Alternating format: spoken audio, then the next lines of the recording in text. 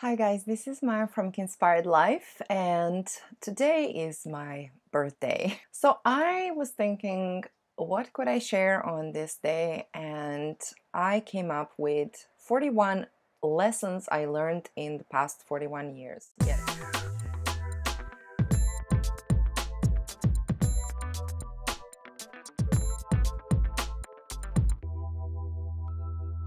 Okay, number 14 is something I realized. I think I was already in my late teens, early 20s, and this has been amazing. If you're a gamer, you might get this easier. Even if you're not, I mean, you can maybe try to understand this. I believe that life is a game and there are rules that we play by. There are also bonuses, different levels where you can upgrade, and there are points. So yeah, I really believe that, because when I look at it in this way, again, life gets so much easier. So the practice is to practice detachment from your personal experience. So you're not taking everything personally, not getting offended. So just try to detach from this experience and see it for what it really is. Whatever the situation is, look at it as a challenge that has been presented for you, and then try different options. Option 1, option 2, option 3, and see what works. And one of the options will work, promise. Because it has to. There's like several options that how you can react in any situation. I managed to resolve some really difficult situations like that, where, I don't know, there was a misunderstanding, and then I was able to not only shift the conversation but create friendships from a very difficult situation. So yeah, anything is possible. You just have to kind of figure it out. It helps me kind of understand life better. So if I know what rules there are, then I can move through it. So the rules are basically that there are not many rules. These are the ones that I figured out. There are challenges that you need to solve, and then you have different options how you can solve it. But the ultimate goal is really to treat each other with kindness and treat yourself with kindness and follow your heart, follow your inner guidance and trust. It's definitely more than that, but in short. 15, happiness is a choice. I'm thinking I would just leave it at that, honestly, because I believe that you can choose to be happy every day if you want. You can choose to be miserable. Nobody is in charge here. You are in charge of your own happiness. Nobody else can make you happy. They can contribute to it, but that creates codependency. And if you want to be truly happy, you need to find your happiness within. It's within you. It's not outside. And you can tap into that. 16, you can have whatever you want, but you have to know what it is and why you want it. Honestly, even if you just know what it is, that would be already huge. And why you want it, it will probably bring it faster. It sounds very easy, but actually it's incredible how many people don't know what they want. They keep attracting problems and worries because that's what they keep affirming every day by complaining and talking badly about themselves and about life or whatever. But if you know what you want, then you can really get it, because we're manifesting all the time. It just depends where you focus your energy and what you want. So get clear on what you want. That's pretty important.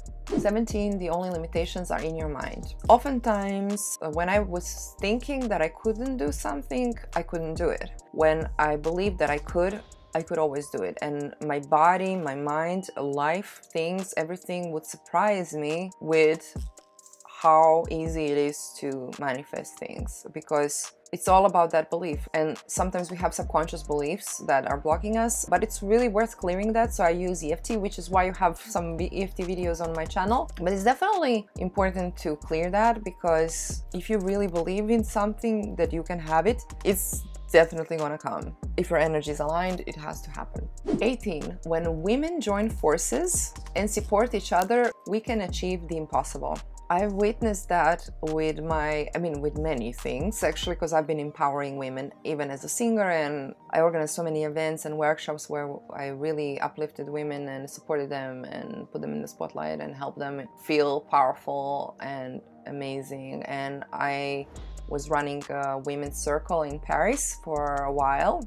I've been so incredibly impressed with how many things we all accomplished because we believed in each other, because we helped each other, encouraged each other, inspired each other. When you feel that support, I mean, it's amazing. And especially as women, we're so freaking capable. And it just makes me so sad when I see a woman not aware of her power. It's just, you are more powerful than you know. And I just wish for every woman to recognize that and own it, because it's just amazing. And I'm very blessed and thankful to have such amazing women around me who feel the same way. So we are so supportive of each other, and it's just amazing what we can achieve when we're together, when we're connecting, when we're not going against each other. So women, stick together. You can do amazing things. 19. Believing in someone when they don't really makes a difference, as well as when someone believes in you. That's mostly what I do in my coaching. Oftentimes when my clients, they have ups and downs, and when they feel low, and that happens in every entrepreneur's journey and every person's life, it's important to have someone believe that you can do this. And so I always make sure to encourage and inspire and support my clients to really go for it.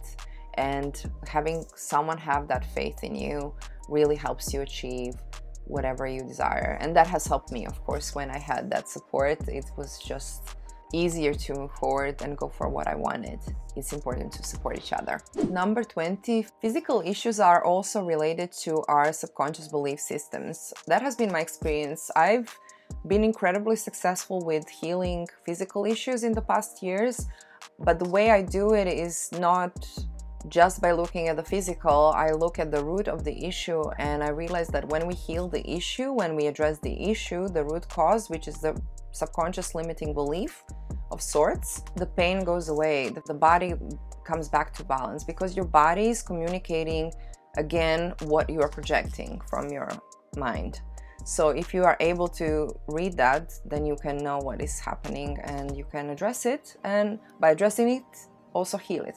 I also believe that we should use the medicine and all that we have with the technology these days to help our overall well-being, but definitely don't exclude the mental, the emotional root, because that will, combined with everything, give you the best results. So I believe that we need to use all of the resources we have at hand, and we have so many, and it's amazing. 21. Everyone has intuition. Sometimes people think that only certain people are intuitive. I don't think so. I think we all have the same tool.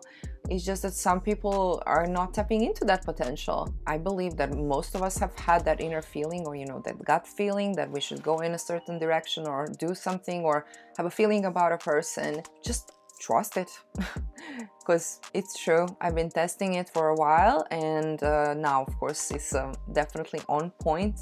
Really can't go wrong here, but definitely worth looking into, because it's a wonderful guide to have, and that way you don't doubt yourself anymore. 22, connected with this one, is that intuition never stirs you in the wrong direction, and that's kind of how you know. Ego mind, which I'm gonna also address in the next lesson, is that ego mind is fear-based, but intuition is always trusting, loving. So it will always stir you to do what is for your highest good. So it's not gonna be anything bad for you or anyone else. So that's how you can tell what intuition is, and it usually comes first before you start thinking about all the problems. It's really amazing. So maybe start paying attention to that. 23. Ego's job is to warn you of danger, but when that's not a real threat, you need to take the wheel. Ego is like our security system that helps us prepare for any danger or any problems, which is amazing, but at the same time, sometimes it can be unrealistic. So in that case, you need to really make sure that you are in control, so the ego doesn't take over and you don't enter panic mode, and then you can go back to surrender and trust and get through any situation easier. Divine timing is everything. Oftentimes we want things to happen when we want it, the way we want it, and from my experience, it doesn't really work that way. You need to trust divine timing. Oftentimes it happens that I want things to happen in a certain time and then they don't.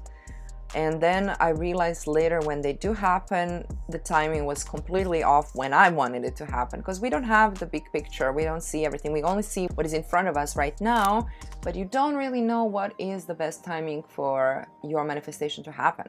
I learned to trust divine timing because it has been proven to me so many times that it's way better when it happens when it's supposed to. 25, listen to your body. It's communicating with you. As I also said before, your body is telling you what's the problem in the subconscious mind. When you look at it, then you can resolve it. So that's pretty easy. 26, I support non-violence against yourself or anyone else.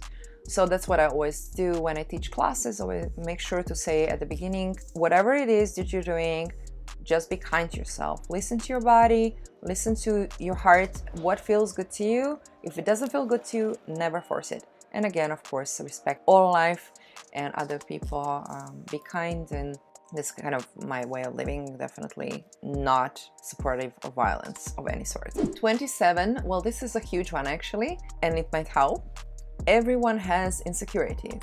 That's what I learned. Even when people seem overly confident and you feel like, oh, they have everything, they have a perfect life, seriously, everyone has insecurities. I think you all will agree and be honest that we all have things we are insecure about. We're human, okay? So yeah, don't freak out. Don't think you're the only one.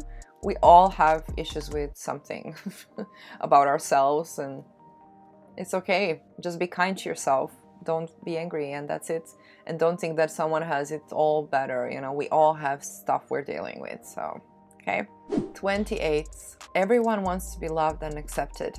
I feel that's definitely the ultimate truth. All these people that are angry or not really maybe nice human beings, I am never angry with these people, and it just saddens me to see a human that is suffering, you know?